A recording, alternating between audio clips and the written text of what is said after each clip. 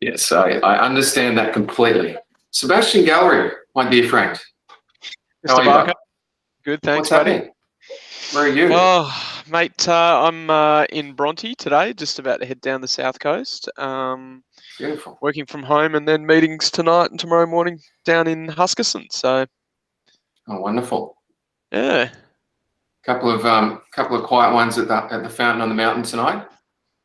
Oh no, mate, it's too busy at the moment. I just yeah, I'm just inundated with work, so I'm trying to behave. I get it. I feel like I just sort of feel like I work, I sleep, I work again. That's how it kind of feels at the moment. Mate, so good to see you. Yeah, good to see you too. I don't feel like it's been too long since we caught up actually, because I'm always following what you're up to on Facebook and the like. So yeah, likewise. yeah. Cool. Well, there's definitely a longer list than this, but I think maybe some people are hoping to get the on-demand version, which is absolutely fine. That's certainly why we do it. So we might as well kind of get rolling. I will record this session. It's already rolling, so I will get this out to you after the session. We also will have a break at about the 60-minute mark as well, so that you can go to the bathroom and grab a glass of water. So that will definitely happen as well.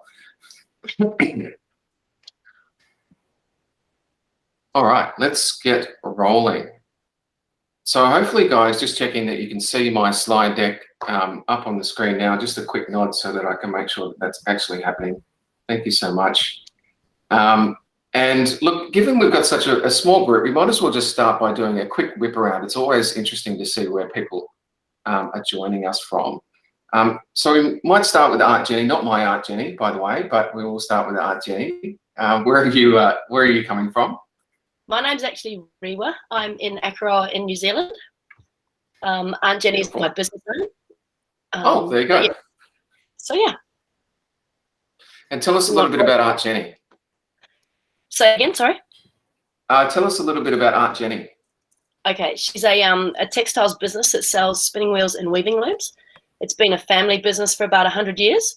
But I'm looking at buying the local newspaper, and so I am doing this from the point of view of transferring all of my business skills into a local news rag, and hence need all the help I can get. Yeah. Amazing. Well, look, I'll make this offer to you as I will to everybody else, but I also have some consulting hours as well where you can book some time with me and we can kind of go through absolutely anything that you want. We've had over 80 new digital startup publishers in the last 12 months here in Australia. So I've spent a fair bit of time working with those guys as well. So really happy to chat with you if you need to. Thanks, Neil. Not at all. Thank you. Samantha, where are you coming in from today? Oops. Oh, you're on mute. Sorry.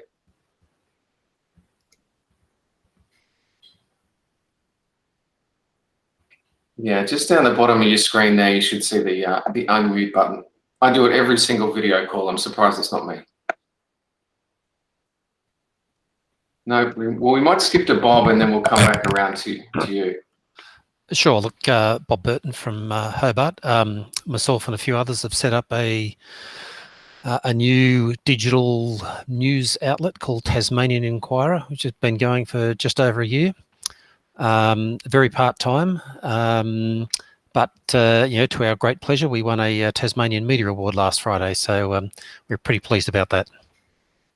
Congratulations! That's no small thing in your first 12 months. No, that's great. Awesome. And it was for a piece that broke all the rules. It was a 6,000 word plus piece on the power of the pokies industry in Tasmania. So it was. Oh, there you go. Yeah, tell me about that. I'm intrigued. Do you want me to do that now? Oh, go on, just quickly. Yeah. So it was a piece by James Boyce. Of course, the the poker machine lobby had been very influential in the 2018 state election, and it was one of the big issues about the amount of money they spent on the election campaign, because the Labor Party at that stage was opposing the retention of pokies in pubs and clubs. So this was a 6,000-word piece setting out the history of the power of the poker machine industry in Tasmania for the last 30 or 40 years and the implications of that for our society. Amazing. Very detailed. That's beautiful, and it's so interesting to see a long form piece being written in 2021. Are we in 2021 now? It's hard. Sebastian Gallery, we'll go to you next. Yeah, hi Neil. Yeah, you probably have a fairly good idea of some of the stuff that I do, but I'm involved in sports marketing, and I produce around 28 different events around the country. And so a lot of my interaction with media and news outlets is in the way of publicity for the events, through whether that be press releases or actually writing articles on triathlon and swimming and cycling and that sort of thing. So yeah, whether that be written or in front of camera, that's a lot of the interaction that I have, and I'm just sort of interested to know some of the inner workings and how I can get some of these stories in front, I guess, with a lot of the different outlets that I deal with. Awesome. And Sebastian and I actually went to college together, so there's no sort of chat about that today, obviously. Zero chat about that. That's all locked away. Pre-social media, mate, thank God. Corinne, we might as well go to you next, given that I've just seen your name flash on the screen. Oh, I was just saying hi to Samantha. It's nice to have someone from the Pacific joining us. I'm Corinne. I live in Mittagong in the Southern Highlands, and I'm a journalism trainer. So, yeah, actually, I was did a version of this last week for Women in News in Vietnam and Indonesia and the Philippines. So it's actually quite nice to watch the session properly as opposed to work your way through the slides to get a sense of how it flows in case I get asked to do it again. Well, look, I hope we meet your expectations today, and by we I mean come on, me, I love your training sessions, and I mean, I think what's so nice too is the tools that GNI has developed are like they're super useful and they work. So it's really nice to have the opportunity to kind of connect properly with the materials. Yeah, so all good. Fantastic, beautiful. Well, feel free to sort of press your wares in the comment section if you like as well. And yeah, it's great. All the amazing training that you're doing is so good. Claire Ed, good to see you. And Claire's probably. Oh no, she's there. Hello. Hi. How are you? I'm very well. This is great. I just saw it on LinkedIn earlier today when I was stalking someone for a new show that I'm working on, and I thought this sounds excellent. So I am Claire. I'm a freelance producer and podcast maker and all sorts of different things that I'm working on at the moment. And I think finding out what's happening in digital trends is always something that I've been really interested in. And so, yeah, really happy to be here today and learn. So thanks for having me. Not at all. Thanks for coming. We normally don't have a bit of a chit chat at the start, but it is nice given that we've got a smaller group to do this. Samantha, can we get you off mute? No, that's all right. Have we done everybody? I feel like we've done everybody. I'm just kind of running down the list now. I think we've done everybody, so that's good. Yeah, as I mentioned, for those that have just joined, we will have this recording available and a bunch of other resources. So, and we will have a break at the top of the hour if you need to go to the bathroom or grab a glass of water. Cool. Well, let's rip in. So I work as part of the Google News Initiative, which I'm just going to quickly mute everybody. My apologies. There we go. So I work as part of the Google News Initiative, which is Google's effort to build a stronger future for journalism. My role focuses on the first of the 3 E's, which is to elevate and strengthen quality journalism. The other areas of focus for the GNI are evolving business models through programs like Subscribe with Google, and also empowering news organisations through tech innovation. The final bit is mainly achieved through the development of tools for journalists. There's new stuff coming all the time, and I'm going to take you through a bunch of those tools today.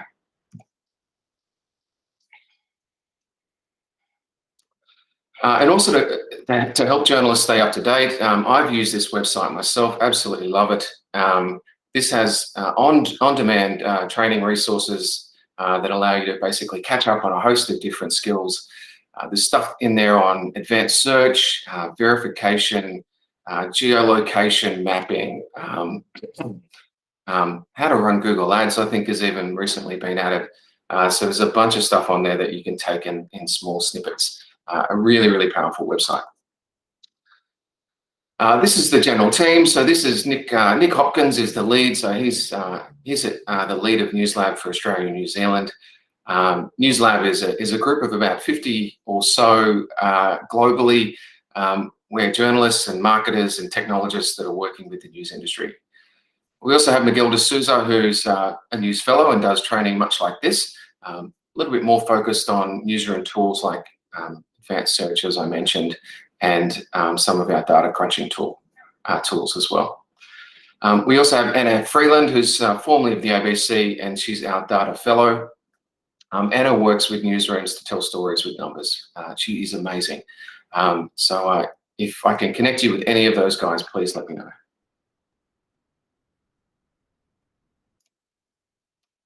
So Fundamental Tools for Publishers is a complement to the creatively named Fundamental Tools for Journalists, which has been around for a few years now.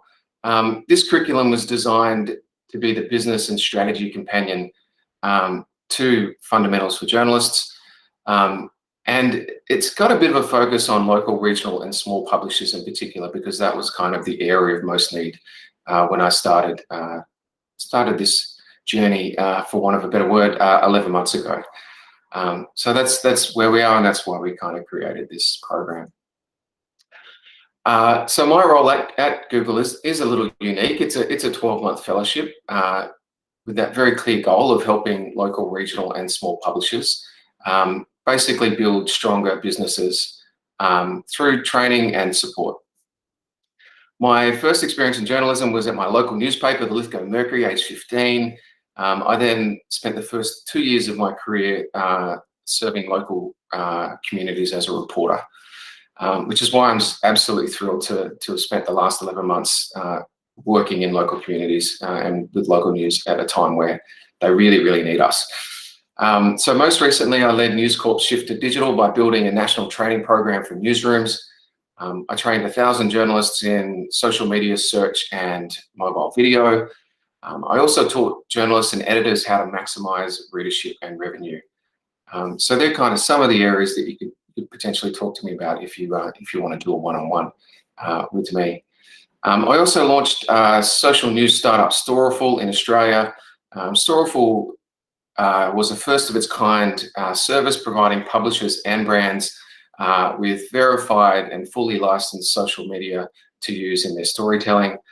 I was previously head of social media at the ABC, where I met Claire, and I led that business through a period of fairly dramatic change in social.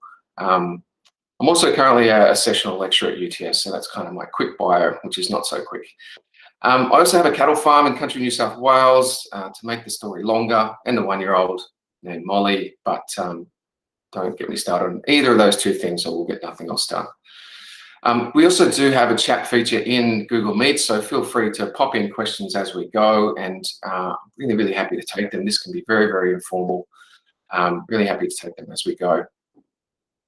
You'll also get access to the recordings and slides after the session, and I might even send you a little survey because I am getting towards the end of my time, and I probably should have been doing more of that, to let us know how we've gone and the sorts of things that we can improve for the future. So this is what the session looks like. This session will cover local and global trends. So these are the factors that are affecting news in Australia and around the world.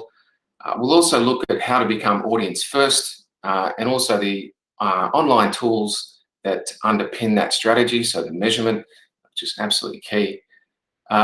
Next, we'll look at a few of my favorite productivity tools. Some of these are from Google, some of them are not. This will basically allow you to create time in your day to do more of the important work of strategy and planning. Finally, we'll look at how to market your content, and sort of don't be afraid. I'm not going to sort of beat you over the head with with terms like conversion rate or CPM or top of the funnel. We'll just talk about 5 things that you can do right now to drive success for you or the business that you work for. So we will start with the macro trends that are affecting news in 2021. This data is from the Reuters Institute for the Study of Journalism at Oxford University. They release a snapshot every year. We're about due for one. We certainly normally get these in about January of this year, but we're certainly due for one. They also do a special report which is focused on Australia, so that's a really, really helpful document. So I'm just going to step you through some of that stuff right now, which is just a great context and grounding piece for the stuff that we'll cover next. So the bulk of this report is based on data collected by a survey of more than 80,000 people in 40 markets. So it's a really, really deep survey. The survey was taken before the coronavirus hit, in January, February of last year. So in order to get a sense of what changed, they also repeated key parts of the survey in 6 countries in early April. So let's just have a little look now at what they found. So, understandably, the coronavirus had quite a large impact in terms of news consumption for mainstream media. In all countries surveyed, both before and after the pandemic took effect, television news and online sources saw a massive uptick. More people noted television as their main source of news, which is good news for those in the news industry, in the television news industry. And that was a temporary respite from a picture of steady decline over the last 5 or so years in particular. Consumption of printed newspapers fell, mainly because lockdown around the world undermined distribution, so they couldn't get the papers out. And that really accelerated a shift to digital, which we're starting to see both here and also all around the world. At the same time, the use of online and social media substantially increased in most countries. WhatsApp saw the largest growth, with increases around 10 percentage points in most countries. More than half of those surveyed, so I think it was 51%, used some kind of open or closed online group to connect, also to share information, or to become part of a local support network. We certainly did this on our street. I won't tell you the exact street, but I'm in Dulwich Hill, in the inner west of Sydney, and we created a closed Facebook group to share food, to have household items like blue paper, and also to check on people in the street that sort of needed a hand. So saw a lot of activity of that kind in those early stages. Facebook groups are really great for subscription models as well while we're there. So if you do have a subscription model in place, that might be something for you to look at. The New York Times has a subscription based group which is a closed group for Australian subscribers. It's definitely worth checking that out if you're thinking about that. The ABC again has done some really cool stuff with closed groups, so definitely something to think about whether you're a subscription media or not.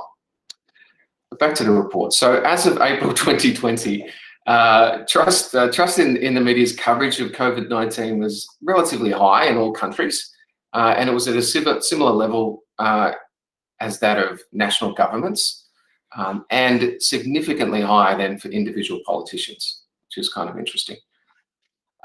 Media trust was more than twice the level of social networks. video platforms and also those messaging services I just mentioned when it came to information about COVID-19.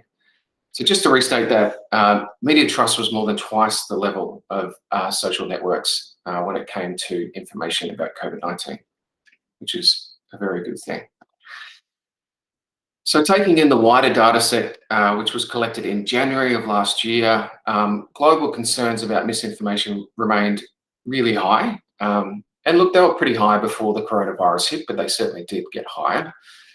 More than half of the global sample said, that they were concerned about what was true or false on the internet, particularly when it came to news. Domestic politicians were seen as being the most frequently named source of misinformation, though in some countries, including the United States, people who self-identified as right-wing are more likely to blame the media in general for misinformation. So there you go. Facebook is seen as the main channel for spreading false information. This is not Google me speaking. This is from the report. So Facebook is seen as the main channel for spreading false information almost everywhere. But WhatsApp is seen as more responsible in parts of the global south, so Brazil, Malaysia, those kinds of areas. WhatsApp is seen as being more responsible for spreading false information online. In the global poll across countries, again in January, less than 4 in 10 people, so roughly 40%, so 38% of people said that they trust most news most of the time. That was a fall of about 4 percentage points from 2019, so a slight drop there in terms of people's trust in media. Less than half, so I think this was about 46%, said that they trust the news that they use themselves. So less than half of people trust the news that they actually use themselves. We also saw generally across the board that there was a loss in support as well around public broadcasters.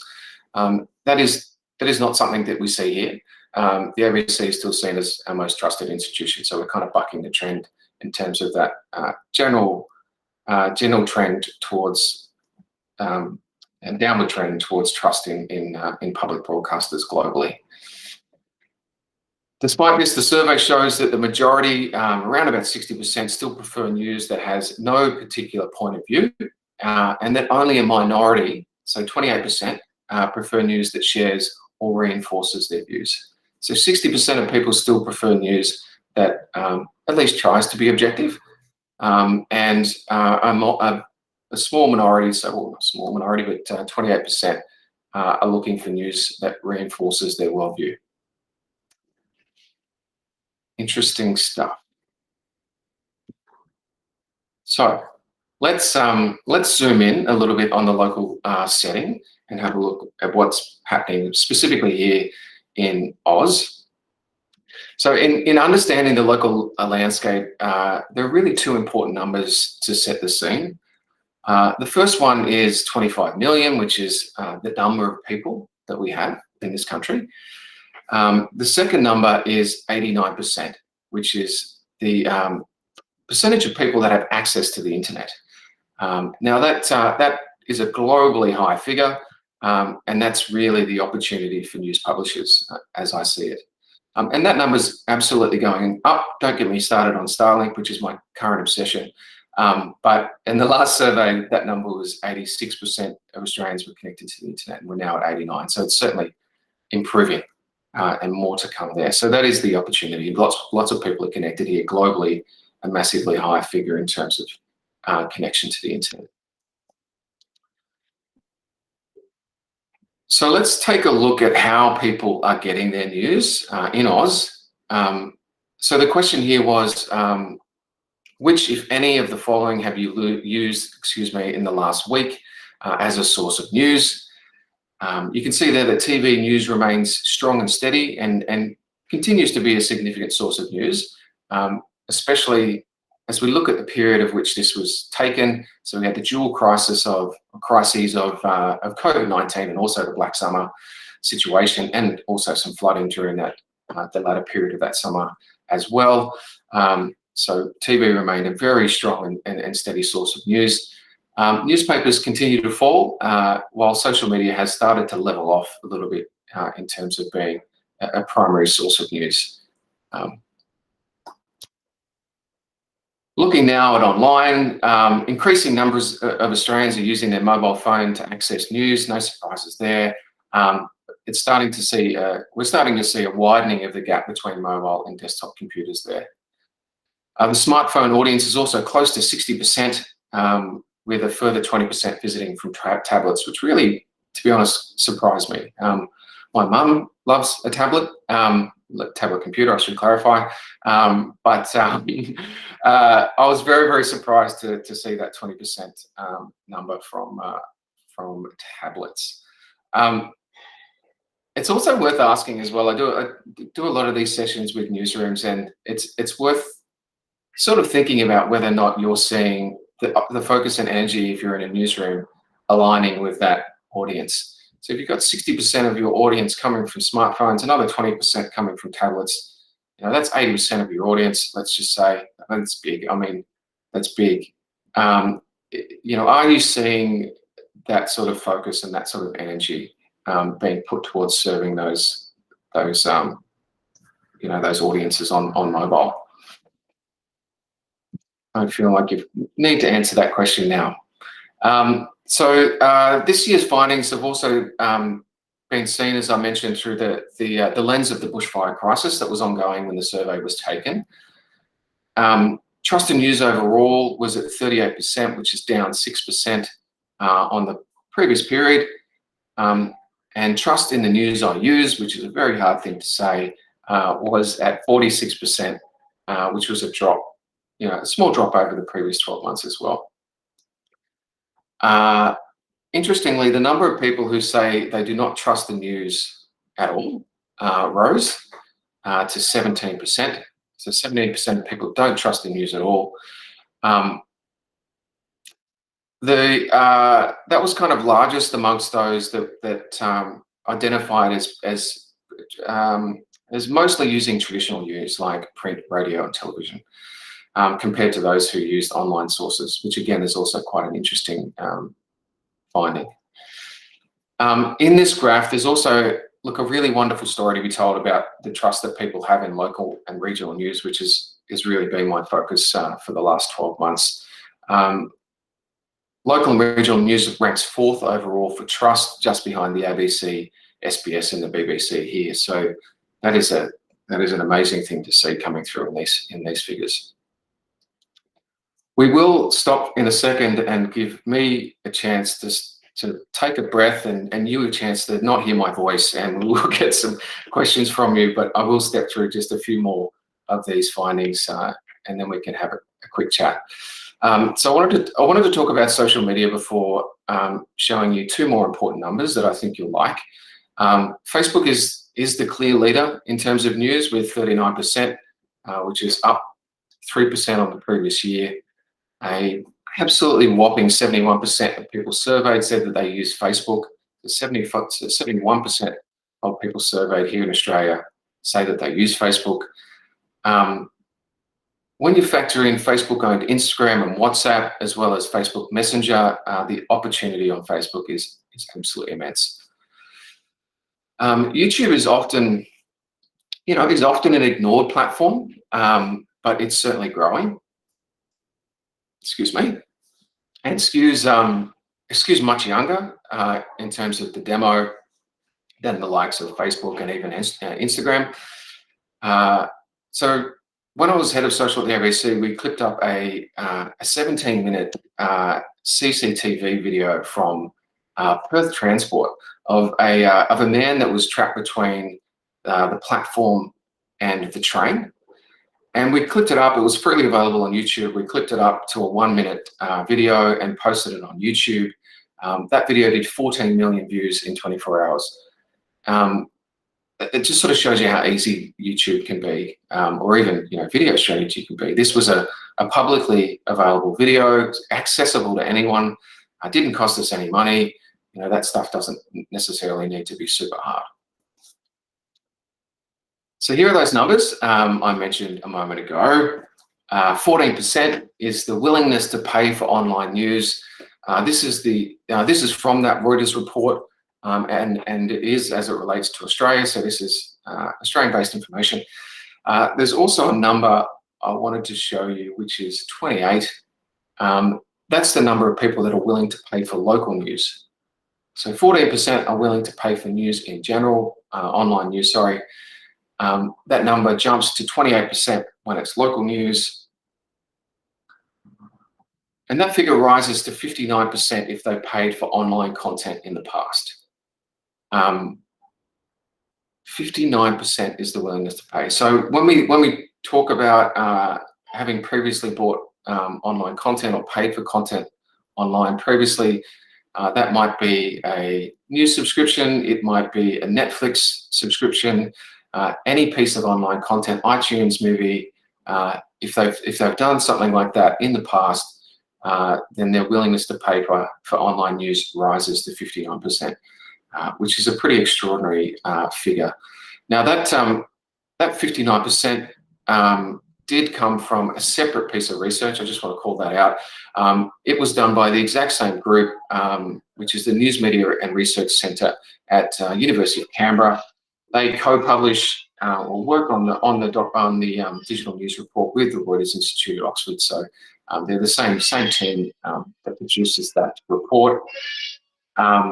And that was supported by Google, that second bit. But I will send through a link to both of those studies if you want to get into the detail on that stuff. So before we shift gears and talk about audience and online measurement, are there any questions maybe? I don't know whether you heard the screaming baby in the background, but feel free to ask about that. Any questions before we move on?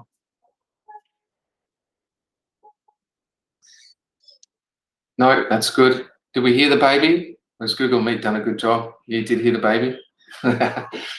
Yeah. She's not being murdered. She's just being fed something, and she just makes it sound like a baby galah. So it's adorable but annoying when you're trying to do a live stream. So just skip through a slide very quickly there, but this next section is about audience strategy. So I'm going to talk about basically how to be audience first, and also importantly those tools that underpin it. I am going to talk a little bit about Google Analytics here, mainly because they have been helping me pay my mortgage for the last 11 months, but also because it is a freely available tool, and I have a big bias in these sessions towards tools that are good and tools that are free, because I think it removes a massive barrier for anybody if it's free and you don't have to pay for it. So GA is free, and it basically shows you how visitors use your website. Probably also worth just refreshing on what analytics is. And look, analytics is just the process of turning data into insights you can act on. That's how I think about it. It's just, yeah, turning data into something you can do. So if you use another tool, I've got a website that's built on Squarespace. It has an amazing analytics backend. So, if you're using any other analytics tools, that's a-okay. We're very agnostic, but I will talk through GA, which use similar terms. It'll help you whatever system you're on. Cool. So this is a typical view of the analytics dashboard. In here, you can see your total sessions. You can see how many pages per session. You can see how many of these are new sessions versus returning. You can look at average session duration. You can look at your total number of users and page views. Are you still with me? That's a lot of information, but it is all there within that dashboard. You can also importantly see how many of these users are new versus returning, which is one I just sort of mentioned to you just then. New users are important, but this is something I learned from my time at News Corp, that returning visitors certainly were our most valuable. And we are seeing this also play out across the Google subscription labs, which are happening in all around the world right now. Not here, but hopefully soon. But we are seeing this also play out there, that returning users are your most valuable. The reason being, they stay for longer on average. They're also more likely to engage with other products and services that you might have. So if you are like News Corp, they're more likely to visit other websites. They're more likely to be binge subscribers or whatever other services that you might have as a business.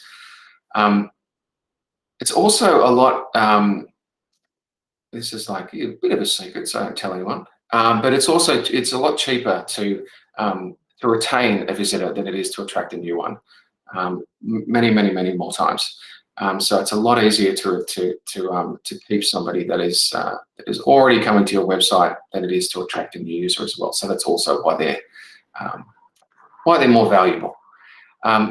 Also worth pulling out at this point, the much demonized bounce rate. Bounce rate is basically just the percentage of single session visits. So it's a number of people that are just coming to your website once. They're not doing anything else. They're going to one web page and then they're just bouncing off back to Facebook or wherever they've come from. So look, this could flag a few things for you. It might mean that they were able to find what they needed right away, which is a good thing. So it's really important to be careful about how you interpret bounce rate. Given that I've just rattled off a bunch of different terms, I will also send through a glossary of terms at the end of this as well, so that you have access to that. So don't worry too much if this is all new information and your mind's kind of swimming. So Bob's just asked, what is bounce rate? So it's just the percentage of single session visits. So what that means is somebody coming to the website, visiting one page and then just going back out again. That's all it means. So they haven't done anything else. They haven't clicked a video. They haven't gone to another part of the website. They've just gone into that one web page and then they've gone back out the side door. So yeah, that's what that means. So I will send through a summary as well of all of those terms as I mentioned, so you don't have to worry too much about it. So GA also allows you to tells you, more specific things about your users. This is Peter. It's also the weirdest avatar I could find in the Google library. He has two beards. I don't know why. But we won't know Peter's name or the name of his barber, but we can tell what device he used to access your website. So we can find that out. It won't give you any sort of other personally identifiable information, and it's a mouthful. You can't learn specifically anything about Peter, but it will give you aggregated and anonymous information, such as ages and demographics and locations. You can see all of that stuff, but you can't specifically see who he is, where he lives, what he's up to. Important to call that out. One example of how we use this, again at the ABC, was in prioritizing the rollout of mobile optimized pages. So I worked in this funny little team where we had this sort of person who looked after mobile, person who looked after online, person who looked after social media, which was me. And one of the big issues that we had is we needed to roll out big changes across the whole network that would allow websites to appear in a more user-friendly way on mobile. And as you can imagine, the ABC is a massive beast. So this was a very big task that we had to do. So we looked at a way of simplifying this process and also making sure that we were serving the biggest audience first. And we looked at our analytics platform, which was Adobe, wasn't GA. And we realized that 30% of our visits from mobile were coming to the ABC News website. So 30%, a little over 30%. And that's despite the fact that the experience was terrible. So we used that data to roll out changes to the ABC News website first. And that basically allowed us to serve that very patient audience. And we saw that straight away in the numbers. They went through the roof. And it also allowed us to simplify our workflow. It's worth pointing out at this point as well that Triple J, I think, was almost very close to 50%, so they have their own stuff. But they were at about 50% at this point, so absolutely nailing it. But yeah, you can use analytics in very creative ways. So GA also gives you real-time information on when users are visiting your site and when they're on your site. You can look at things like time of day, days of the week. You can look at seasonality like Anzac Day, public holidays, Christmas Day. You could use the data on Christmas Day, for example, to decide what rostering is required if you've got a larger team. If you have little to no traffic after 2 p.m, you might be able to send likely the one person on your web team that's unlucky enough to be running the website on Christmas Day home at 2 p.m. so that they can enjoy a late lunch with their family. Look, this is probably one of my favorite parts of the tool, because you can really understand when your audience is consuming your content across the day. This kind of data you can use to make decisions and changes to when staff start, if you're running a team, when you roll over various parts of the website, if you're not constantly rolling over, which very few organizations are, and sort of maybe when and how you promote stories as well. For example, if the audience rushes to your website first thing in the morning, a midnight rollover of yesterday's news is not really going to cut it. And this is still, unfortunately, common practice in many metro newsrooms. So you might start a senior journalist and the first of the web team at, say, 5 a.m. And I've done those shifts, so that it's fresh and up to date at 6 a.m. when all of those people are rushing to your website. We did this at News Corp as well. We ran a small pilot down in Adelaide, which is an amazing little newsroom down there. Deeply unpopular pilot, I should state. So at this point in time, the most senior person on the morning shift was the chief of staff. They were starting at about 9:30, generally touching desks, going across the road to Chibo Espresso and grabbing a coffee and coming back. We started them at 6 a.m. Again, a very unpopular decision. We started members of the web team, early morning web team at 5. Normally those guys were starting at 8, and we immediately saw a tectonic shift in our audience numbers for online. It was absolutely huge, unfortunately, because now that's a model that's rolling out around the country. One of the things there that also helped in terms of the print product, it's both the print and digital newsroom across all of News Corp's mastheads. It gave a massive kick to the print product as well, because you're basically on top of the news when the rest of the team logs on for the day. You're starting your calls at 6 a.m. instead of 10 a.m. And we also found that it had a massive impact on the quality of the print product as well. So something to think about. You can also find out where in the world your audience is coming from. Last year at Google, we funded a local news pilot across 5 different locations, tackling 5 unique issues across the country. This work was led by Simon Carrere and Megan Brownlow. Simon is formerly of BuzzFeed, and Megan was at PricewaterhouseCoopers. It was called Project Kookaburra. You can Google it to learn out more. I'll also share those links with you on email after the session. But one publication was called the Fassifern Guardian. They're a family-owned newspaper in Queensland's scenic rim.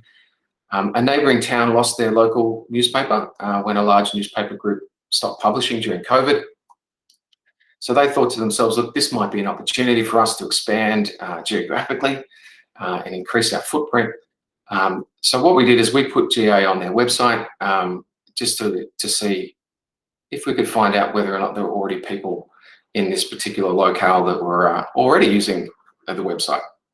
So just trying to get a bit of a sense of, is there a market there? We're just looking for a bit of a signal to say, look, if we started covering this area, we put a journalist there 3 days a week, is this something that people would want? Unfortunately, they found that there were already people from that town that were regularly reading their online stories. So this basically gave them a lot of confidence to relaunch, to take this town. And they have rebranded as well. So they're now the Fassifern Guardian and Tribune, or the G&T. and they're absolutely going from strength to strength. There's another publication in this trial, or in this pilot, called 40 South, which is a print magazine, which has now gone digital down in Tassie. They found a dedicated audience in all corners of the globe, all sort of expats and tourists, and also like people doing business in the state. These are some of the assumptions that we made. But they did find through their analytics platform, once we got it all set up and running, that there were 40 South readers all around the globe. So now they're absolutely obsessed with the data, it's fair to say. We get emails at all time of the day and night about stuff that they're seeing in their dashboard. And they're now absolutely awash with ideas around what they might do with this new audience segment. So kind of cool. So what do? Do they launch a weekly catch-up newsletter, which is focused at those people that maybe don't want to know everything about Tasmania, but they want to know the big developments each week? They're in the States, they were born in Tassie, or they're doing business in the state. So lots of different ways that they could start to engage that audience now that they know that they're there. I'm just going to check the chat very quickly to make sure there hasn't been anything popping in. Doesn't look like there's any questions. All good. So look, as we start to move towards the end of this very sort of numbers heavy session, GA also basically allows you to answer a bunch of different questions, like what do they click on, where do they come from, what do they do when they arrive, how long are they staying, and where do you go next? And what you're seeing on the screen now is some test data. This is not any publishing data. This is no publisher's data. Pretty good numbers though. And this is basically what you would kind of see to start to answer some of those questions inside your GA dashboard. So it really does allow you to get to know your audience that little bit better. And there's all sorts of weird and wonderful things that you can discover by looking inside your GA dashboard. You can look at which article thumbnails are generating the most clicks, what style of imagery resonates with different demographics. It's crazy. What headlines increase your click-through rate. All of this sort of stuff is available inside that dashboard. At this point, you're going, where are the tags? I'm going to show you where the tags are. I'm going to tell you where we put the tags. So we will go through that before we leave. So when I first started at Google, I basically started to look at all of the different stuff that they had already. Like what other training resources do you have? Who can I talk to? And I asked somebody inside the tech team, what is the point of analytics? If I'm talking to a publisher, how do I say to them, like, what do I say to them when they ask me, like, why would I do this? And this is literally what I got back on email. So this organization has really succeeded in targeting me as an archetypal visitor to their website. You can see why Google needs journalists working for them. How that translates is that these people understand me, and that's all we're trying to do. And I think all of us have had those experiences with an app or with a website where you're just like, oh, this just feels good to use. This thing knows what I want. It's like easy to get around. These people kind of get me, and that's all we're trying to do with analytics. That is also the last that you'll see of Two Beards, Peter Two Beards. So goodbye to Peter Two Beard. Also worth probably spending just a minute to define the difference between data and insights, because it is something that I struggled with at the start when I started to look at data as a big part of my job. So the way that I think about it is that data is a useful bit of new information, and insights is how you can act on it, which I kind of said at the top, but it's certainly worth repeating. So data is a useful bit of new information, and insights are how you can act on it. That's all it is. And I think if you can master that stuff, you'll absolutely fly. Okay, so we've spent a little bit of time looking at GA. We've also spent a bit of time thinking about our audience strategy. And I'll just make one final point before we move on to some really amazing tools that are pretty new that will allow you to do all of this stuff really, really easily. On audience strategy, when I first started at Storeful, which was the social media newswire, I had a blank sheet of paper. I'd literally contacted the founder in Ireland and said, hey, I'd love to bring this thing over. He's like, sure. So we kind of got started. There was no real clear plan of what we were going to do. There was no way of really measuring success. And I kind of felt like I needed to deliver something pretty quick. So these guys have put their faith in me. I need to kind of show them that it's working and that I can get this thing going. So I just started with one number, and it was just one number that just anchored us for the first 90 days. And I just looked at new users. So I had a goal in my head of doubling the amount of users in the first 90 days. I didn't know whether that was possible. It was, which was great. And I just absolutely hyper-focused on that. So everything that I can do to get more people on this platform, that is what I'm going to do. And the great thing was that everything is aligned to that. So every time that I got a new newsroom on, it was a new subscriber, so it was more revenue for the business. It lifted all our video downloads. It just really increased everything. So it doesn't need to be super hard when you're thinking about audience strategy. It just could be something as simple as I want to increase the amount of users of our platform, or I want to increase the number of subscribers on my YouTube channel. It doesn't need to be super hard. You can start very, very simply. This has been my TED Talk. So next, we're going to have a little bit of time now on some of these really great Google tools that are pretty new or revised. These make the job of what we've just talked about just so much easier. And I do have the URL up there on the screen if you want to have a play with these as well, which is goo.gle/datatools. So Google has created these free tools for the news industry to basically help people make better data-driven editorial and business decisions. So there is some revenue stuff built into this, and measurement and optimization for revenue also built into this. They have very bad names: News Consumer Insights and Real-Time Content Insights.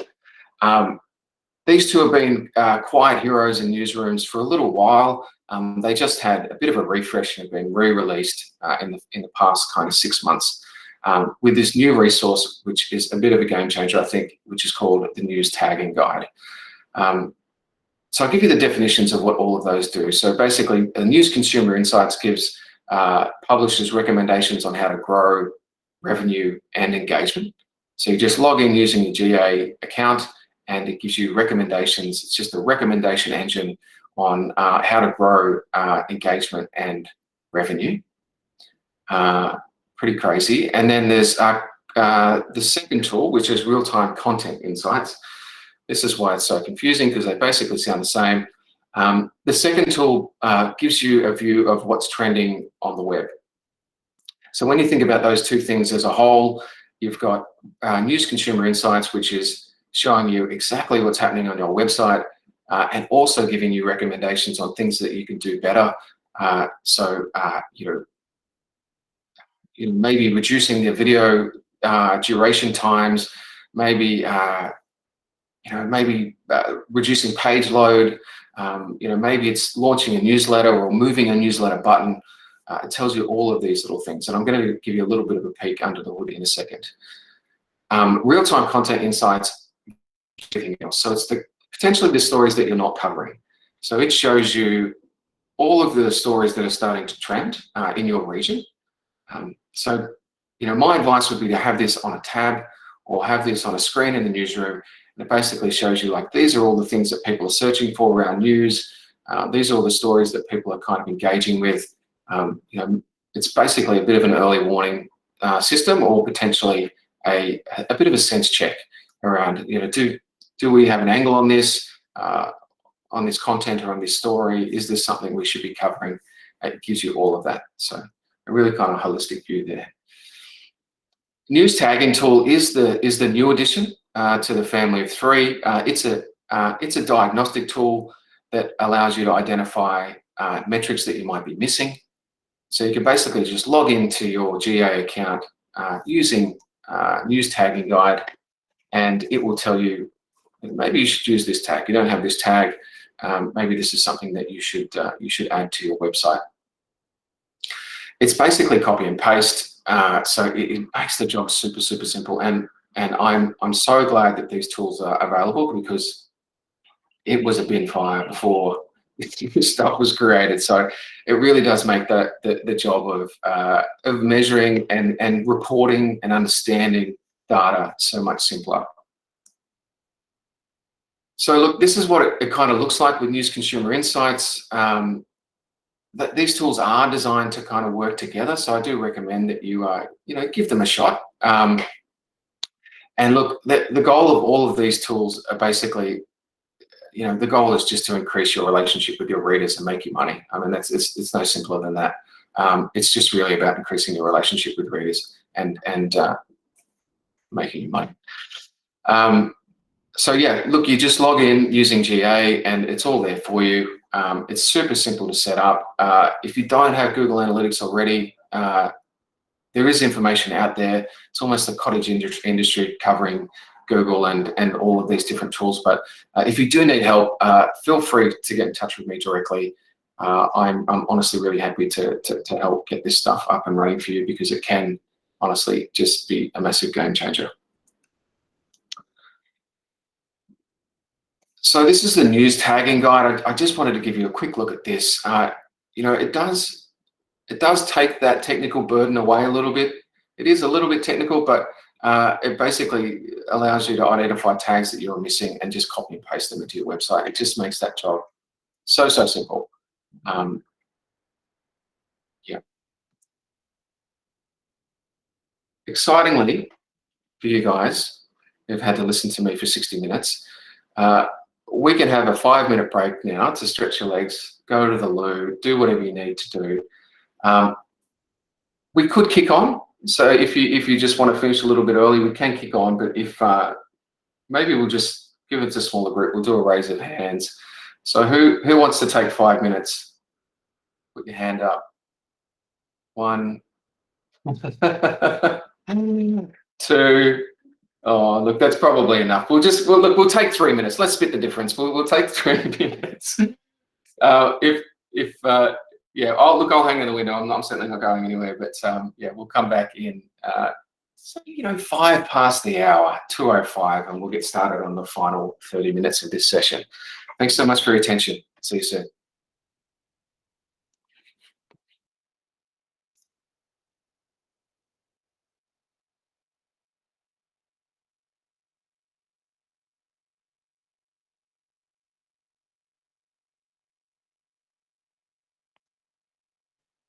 How's life been, mate?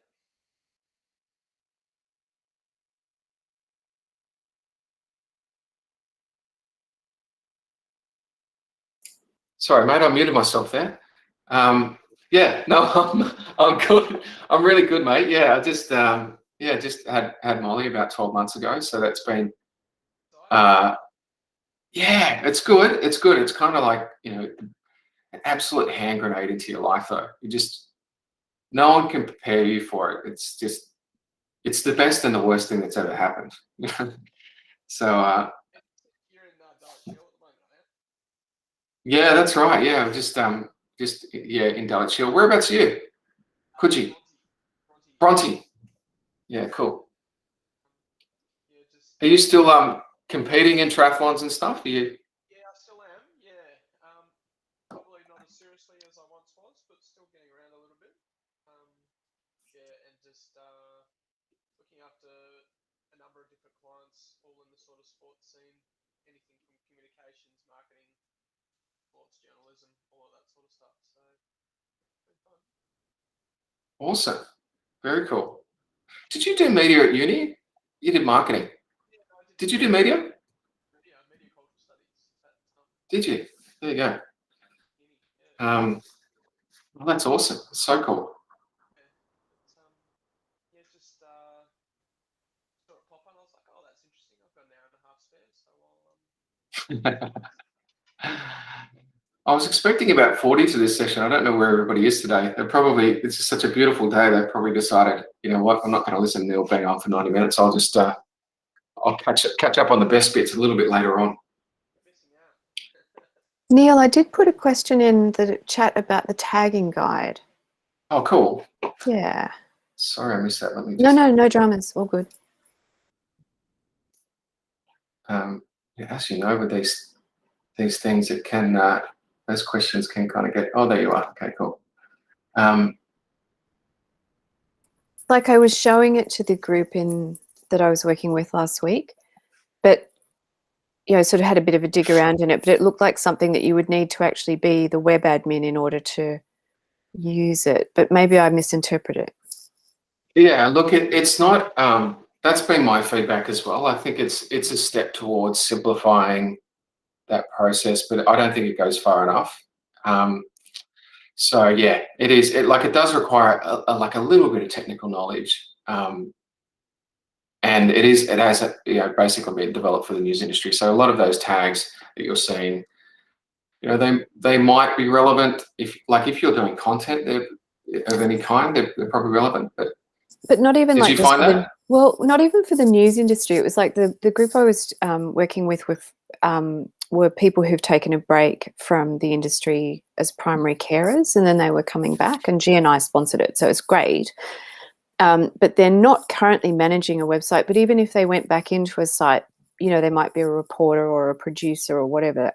So I guess that was my question: was, is that tool useful to them?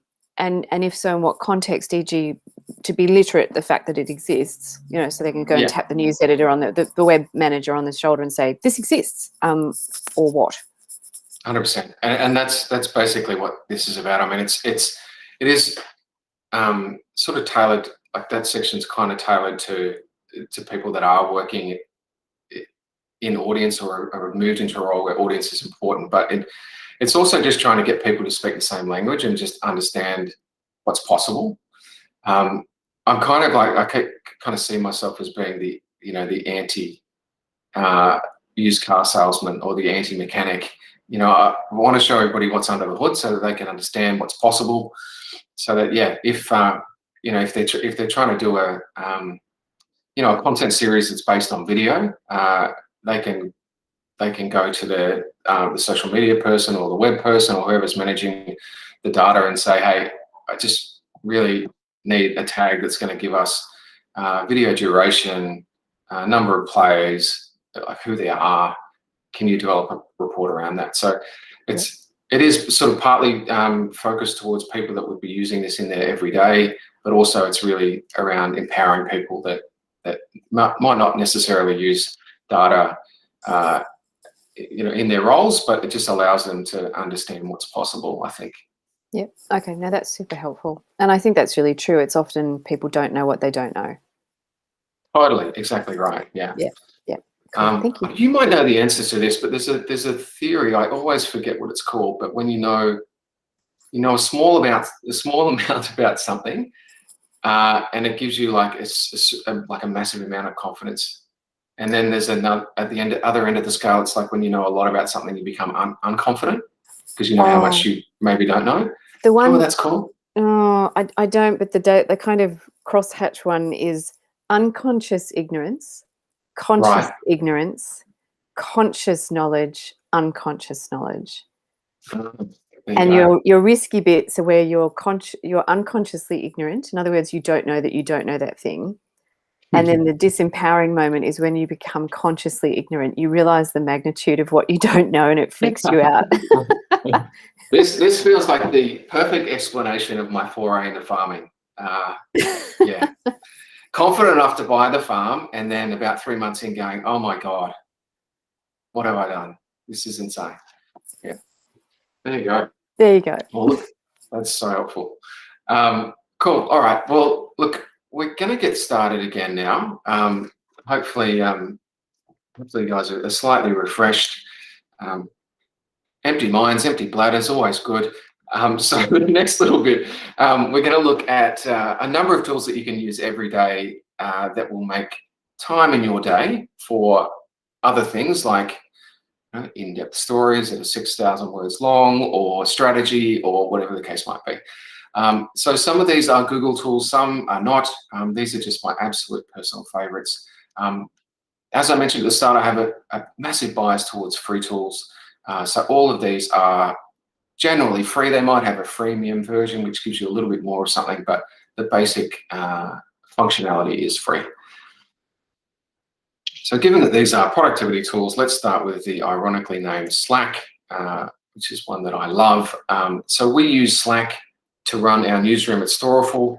I liked it so much that I now run our household on it. You can imagine how much fun I am to live with. You can create channels to bring people together around a particular topic. So think general newsroom or features or sport. So if you're an editor, you can kind of quickly dip into different sections to see what's happening in real time, what stories they're following, where they're up to. And look, if you're running any business, I mean, this tool is really helpful because it really provides a knowledge base. And so you can basically bring people up to speed very quickly when they join a business or team. You can just, add them to the Slack channel, and they can see all of the past conversations, all of the past documents. It's pretty powerful. Also, in terms of a security measure, you can also remove access when someone leaves your team or your business very, very quickly. So it becomes quite a secure way of working. We used to use this in conjunction with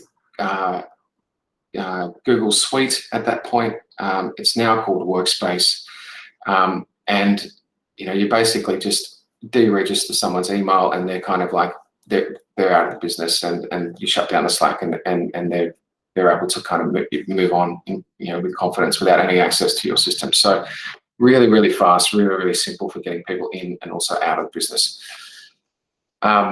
Speaking of Workspace, let's talk about that new suite of tools that that old suite of tools that just had a bit of a rebrand. So Google Workspace is the paid version of Google's free suite. Much the same stuff. It all integrates really, really well with Slack, as I mentioned. Also, as I mentioned, we do use this at home for sharing budgets, which we don't stick to. Also working up proposals for our farm business, like all of the conversations that we would normally have in 30 minutes at the end of the day now happen throughout the day on Slack, which is great. So we can kind of talk about other stuff. I've always been such a massive fan of G Suite. I'm more in love with it than ever with this new rebrand, because it basically brings all of those different tools like Google Docs, Google Drive, Google Calendar, Google Meet, which we're on right now, all into your inbox. So look, if you're in a newsroom or you're commissioning content, you could create a news list and assign tasks or stories using a Google Doc. You can host a news conference through Google Meet. You can even record video interviews like we're doing right now, which is just a really simple way of creating content for social or online as well if you're doing interviews. So it's just a really great kind of toolkit. The cool thing about bringing it into the inbox is it just supercharges your productivity. So if someone sends you an email and says, hey, have you got time to catch up this afternoon for 15 minutes to talk about this story that we're working on? You can have a look at your calendar straight away. You can send them an invite without having to even leave your inbox. Or you can say, hey, I'm free now, and send them a link, and you can have a video chat straight out of your inbox. So it is a very, very powerful suite of tools. When I was head of social at the ABC, I would get to, I always had this goal of getting to inbox 0 by 6 p.m. And I wanted to understand how big a challenge that was. And so I started to look at what my inbox looked at by 11 a.m. the next day. So I get to 0 over sort of 3 days, and then I look at the number of emails I had at 11 a.m. without having touched anything. And there was 70 new emails by 11 a.m. this was quite a while ago, so I imagine that flow would be a lot bigger now. And it wasn't just, you know, press releases or stuff like that. I wasn't really in a newsroom environment at this point. I was kind of running alongside it. It was just people asking for stuff. Everybody sort of needed something. It was always a task. So 70 new tasks by 11 a.m. the next day. I just needed a system. You know, I found this tool called Workflowy, which I've used absolutely every day since. It captures all of my tasks that take longer than 2 minutes. So if it takes 2 minutes or less, I do it straight away. But if it doesn't, it goes onto this list.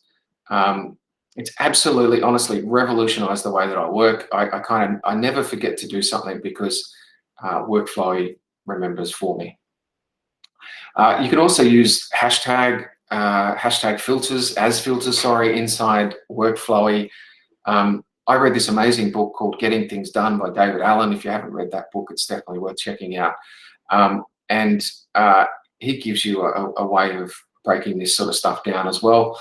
The way that I do it is I have a now hashtag, which has to be done today.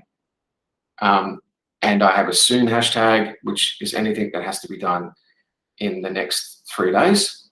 And I have a later hashtag, which is anything that has to be done in the next few weeks. And I have an anytime hashtag, which can be done at absolutely any point in time, like fix the fence, you know, whatever the case might be. The cool thing about this is it syncs across desktop and mobile. It's absolutely free. I've seen some really cool stuff done with Workflowy, from like outlining novels, you know, just like sharing public lists that people can add to. It's a really, really powerful thing. It does work well with a calendar as well. So if I do have something that needs to be done like today, but at a specific time, it goes in the calendar. So it's worth pulling that out as well. You know, there's no point in putting, you know, prepare for 1 o'clock fundamentals session with everybody on the Workflowy when it's happening at 1 and I need to get that stuff done before then. So it does work in tandem with your calendar. So look, hopefully we have. I've got one. No, I just want to show you this. I was gonna move on, but I just want to show you this because I absolutely love this as well. Because I think it solves a really big problem for a lot of people, whether you're in a newsroom or whether you're a sole operator or whatever the case might be, or you're just doing stuff for yourself. I used this tool this morning to create a number of templates to promote this session. It's so good. It's called Canva. It's fast. It's a powerful design tool. It's also Australian. It's one of the most successful startups of all time. I haven't caught up on the most recent valuation, but the last one that I saw was $6 billion. You know, they're absolutely murdering it. So it basically allows you to create and publish social media content, and it has templates inside that are designed for each platform, so they're the correct size. So you go in there and say, hey, I just want to create a Twitter post. It's got the exact dimensions that you need. It's got different design templates that you can choose from if you don't want to go and create your own from scratch. You can upload your own brand colors and logos. All that sort of stuff is in there. Look, I've done this. I've used this tool it has a video editor now too. Thank you so much. Yeah, it does. And you can create presentations like this. Very, very cool. I've created jam jars for my farm business. I have, what else have I done? I designed the resume that got me this job on Canva. It is really, really powerful. You can trial it for free. And even if you decide to get a subscription, it's fairly low cost. And it allows you to compete on quality with the big guns. So check it out. They've got a dedicated page for newsrooms now. So search Canva for newsrooms to learn a little bit more about them. This is not a Google tool. As I mentioned, this is an Australian company. They're excellent. Yeah, there you go. Okay, so look, we've got about 10 minutes left. I do want to leave some time for questions at the end, just so that we can, get to anything that's a burning issue for you. We've also got some very smart people in this video call, so I will throw it open to everybody to answer that stuff as well. But yeah, we certainly want to create some time there. But I do want to leave you with 5 things that you can do right now to market your content, your journalism, yourself. So here they are, and I will send this through to you on email as well as the slides come through, so that you have this as a bit of a checklist. Look, understanding your audience is absolutely key to success, and I sort of hopefully I've made that point. If you are part of a team, make it somebody's responsibility to be responsible for and to look at audience data, and have them report back on what's working and what's not at a daily, like on a regular cadence. So you've got a daily stand-up meeting in your newsroom or in your team. It's really important that you get someone to own data, own audience data, and to tell your newsroom every day what's happening. So what are the big stories from yesterday? What are some of the trends that they're seeing over time? What are the big platforms in terms of where people are coming from?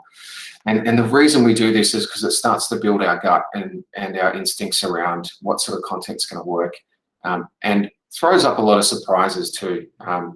You'll find a story just goes absolutely bananas, and you're like, I didn't really think that was going to be something that was big for us. So also gives you something to look for in terms of a follow if you want to if you want to follow up on stories as well. So really key to make data somebody's responsibility. Start a newsletter. I know everybody, it's very cool to say start a pod. I'm all about the pods too, but start a newsletter. Australia is leading the way in open rates globally, which is a very strong indicator of a deeply interested audience on email. For me, it's also a very personal medium. I don't know, maybe I'm a weirdo, but I find emails to be feels quite personal. So it can develop a very strong connection with what you're doing. Apologise if you can hear my daughter screaming in the background. There's not an issue. She's probably had something taken off her. Someone's turned Play School off. I'm not sure what's happening back there. So according to Campaign Monitor, as I mentioned, Australia leads the way globally, and that number is an average of 18.7% open rates on emails in Australia. That is very big. So yeah, definitely worth looking at email. And if you are looking at benchmarks as well, while we are talking about email, the likes of Campaign Monitor, who else? All of them really. They all have basic sort of benchmarking. So you can look at, for instance, what does the open rate look like for news media? What does the open rate look like for tourism? What does the open rate look like for news media in Australia on average, so that you can get a sense of how you're performing relative to other people. So definitely start a newsletter. Start one today. Start a pod too. Start them both. Thanks, Seb. So Campaign Monitor is my favorite. Yeah, it is awesome. Invite your ad executives. So this is very news focused, so I do apologize for that, but invite your ad executives to join your editorial conference. This basically helps the ad team get a better understanding of what they're selling, which is your journalism. And this is something I did at Storeful and something I certainly encouraged wherever I went. It also helps the newsroom understand what they do, what the ad team does, so that they can better support them. So I'll give you an example of that. I spent a lot of time at news.com.au, which was then Australia's #1 news website. Still is from time to time, very competitive, that list now. And they would have someone from the finance team every editorial meeting stand up and say, hey, tracking really well across the month, we're going very, very well. We're about to meet our targets. Got this really big campaign in the travel section with One World Travel. Let's use a controversial one. With One World, and we're wanting to get some, make that look as good as possible, because we've got some big spend behind that. So so if you guys can just make sure that that travel website's looking amazing, that travel section's looking amazing, always up to date, fresh, like whatever we can do to help with that. So it just really starts to get the journalists to understand how important they are in allowing them to do the journalism. And I know this is very contrary to the way that we normally think about these sorts of things. We normally try and create a sense of church and state with the editorial side and with the financial side of the business, but I can really, at this point, only really see positives in sharing knowledge across those two, as long as your editorial agenda is not then affected by those things. Okay. Deliver a high quality product in print and digital. Look, it's not the death of print. I think that's that's clear to me. I think print is still a vital source of both audience and income. And even if you are in a newsroom where you're starting to shift to digital, you've got an audience already sitting there in print that hopefully you can transition with you to digital. So don't discount them, don't write them off. And that income is still very, very important as you start to work through your transition. So very, very important that we still deliver high quality products in print and digital.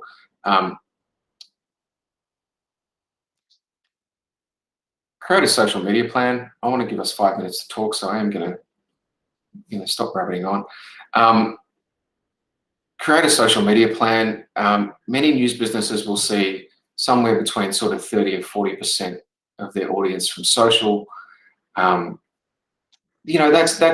really, that depends on where you are and who you are, but generally I'd say around 30% is probably right. Sometimes a little bit less, sometimes a little bit more. It doesn't need to be complicated. I'm a huge fan of one-page social media strategies. All this basically includes is your goals. So our goal of being on social media is to drive traffic and subscriptions to our website. Also include platforms. So what are the platforms we're on? Facebook, YouTube, Instagram, Snap. Frequency. So we're going to post 4 times a day and twice on weekends. That's probably, most of you are saying that feels like a lot. And also who is responsible? So also add the owner to that.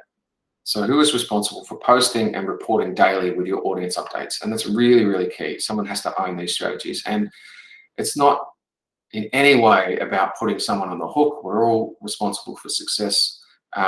It's just about getting someone that's got their finger on the pulse all the time and that's always looking at this stuff, because it's absolutely vital that we have someone dedicated to that task and also sharing that information back. All right. So as I mentioned, I wanted to create a bit of time at the end for you guys to ask me anything. Probably don't ask me about the news bargaining code or any other googly matters well above my pay scale, but really happy to answer any questions you might have about digital news or publishing or content or whatever it is. Who wants to start?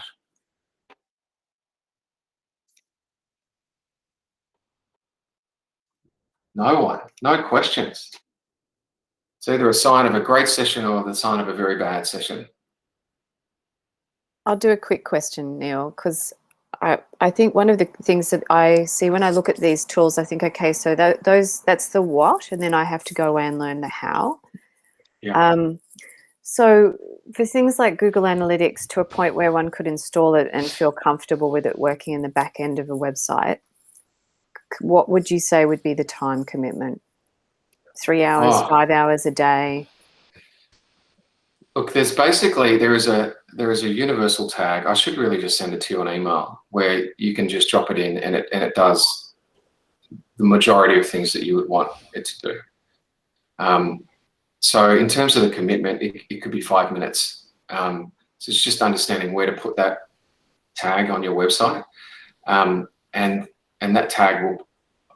Look, I think it gives you about 80% of what you need to get started. And then you'll start to get to your reports, and you start to look at them, and you go, oh, okay, well, this is cool. I'm getting this stuff, but I really want to have a look at video views, or I want to look at scroll depth, or I want to kind of get into the nitty gritty of some other different things. So look, I think it can be really fast, and I'll see if I can dig it out. Yeah, it honestly doesn't need to be. Because you know what I mean? Like everything in tech is either a 5-minute solution or it's a 5-hour solution. Totally, and I just think, look, I probably do it myself, but look, tech. Thanks, Ed. I should be careful what I say, but look, tech companies are really good communicators in that they make things seem really, they're used to pitching, right? So they make everything seem really easy. But this stuff that I'm talking about today, honestly, it is easy. Like Google Analytics, there is no end to the amount of stuff that you can do with it. But to get started, it requires not a lot of investment up front, particularly for what you're going to get. So with that one tag, you'll get things like number of visits, you'll get page views, you'll get time on site, so how long they spent with you. All of that stuff comes pretty standard on that tag. So I've got a question if you've got a moment. Yes. Our website is in Google News. So in a general search, our articles turn up pretty well. Within Google News, they don't. So I've just had some email correspondence with somebody at Google, and I've got to follow up on that. But what one person said to me was, oh, well, you've got to really understand SEO, which is something I've got a fuzzy understanding of, about how we should use that better. Is there a particular tool you would recommend to get a better handle on that? Or an idiot's guide, or? Yeah, look, I just point you towards there are kind of two things. There's what's called the Search Console, and I can send this stuff to you specifically on email, or to the rest of the group might find it interesting as well. And the Search Console gives you a bit of a hand in making sure you've got the right stuff, so that search, can pick you up. Yep. There are so many people operating in the space of search, and to be honest, like a lot of them are charging a lot of money for reports and for work, which I just honestly think you could probably do yourself. So check out Search Console. There's no one at Google that, unfortunately, that does this, and the reason for that being, and this has played out in the news bargaining code, is that Google doesn't want to give anybody an advantage over anybody else. So the one thing that you can look at is Search Console, and it will help you a little bit with making sure that you've got the right tags and stuff like that. And in terms of appearing in Google News, there has been a bit of a change that's slowly starting to roll out around the world. Previously, and they may have mentioned this to you, you had to go into the publisher console, and you had to put in your name and stuff like that. Yep. So that you would appear in Google News. You can still do that. It gives you fine control of how your content would appear, so you can make sure your logo is up to date, and you have some control over what it looks like. But you don't need to be in the publisher center, to appear in Google News. It basically is happening organically now, so it's all algorithmic. So the short answer is, make sure that that you've had a look at Search Console, and if you have any questions, please hit me back, and I'll make sure that we get you some help there. Yep. And the second thing is just good content rises to the top, basically, in terms of that algorithm that's going to pick stuff up in Google News. And good means a variety of different things. It's relevant. It's high quality. You're an authority on that particular thing. It's looking at thousands of different signals, but these are some of the things that it's looking at. And I don't have the list because I don't know how many people that do have that list, but those are the sorts of things that it's looking for. So just kind of check out Search Console, Publisher Center for any fine control, and then focus on quality and timeliness. So now that you've got, it sounds like a massive amount of traction around that 6,000 word, amazing 6,000 word piece. You know, are there other stories that you can start to do around that? Just, you know, to start to build up your, you know, your authority in that particular area, so that when you do, when a big story does break around that, then you're, you know, you're good to go. I hope did that answer your question? You know, I'll have a look in Search Console, and if I've still got questions, I'll ping you. Easy. Thank you so much. Thank you. It's a great question, Bob. Auntie Jenny, sorry, I've forgotten your name. I just, but I just love, yeah. Oh, my apologies. No. Go ahead. Realistic timeline around transitioning a 100% print-based audience of about 10,000 people through to digital without killing them off. Look, what I would say to that is that so you're basically trying to look at your effort. Is that right? You're kind of going, well, I don't want to necessarily have to do both of those things. Is that what the decision that you're trying to make? Just where to put the investment into and how long before we can start building the audience as opposed to transitioning it. Yeah, right. Look, I think we're sort of at a stage where you kind of have to chew gum and walk at the same time. So the print product is still incredibly important, and you've got a user base, like a potential online audience of at least like 10,000 there if you've got your circulation, and it's that number's probably higher, realistically, in terms of the people that are using it, are reading that, as one newspaper tends to get read multiple times. But so you've got 10,000 people there. You do ultimately want to bring those guys across to digital, but there are a bunch of people in print that may never come, and that's fine. There are also newspapers that are launching. I mentioned the very savvy people at the Fassifern Guardian Tribune. They've launched a weekly newspaper, which has just been incredibly successful. So, you know, yeah, I would say realistic timeline, really hard to say, but I would say that I think you're in print for a little while, but you should build the digital website as fast as possible, and love it, and publish it to it regularly, and think about the content that belongs there, and potentially look at something like a print and digital subscription that bundles both. That's a really good way of transitioning a print audience across, is kind of offering the digital. This is, you know, again, this might be a bit counter to what people have heard, but offering, you know, print and digital for, you know, basically the price of print, maybe a little bit more. So yeah, it is difficult to give a timeline, but I would say that you're in print for a little while. And yeah, but my advice would be to build digital right now, and to, you know, think about starting with subscription. Okay. But you'll know better than me by what you know your audience better than I would. Thank you.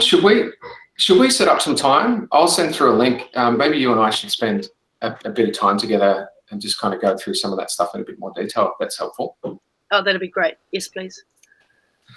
I am getting the knock on the door, the little knock on the door. So I'll probably have, you know, time for a quick question. This is my wife needs to get in here, I think. Are there any more questions? No, this has been fantastic, Neil. Thank you so much.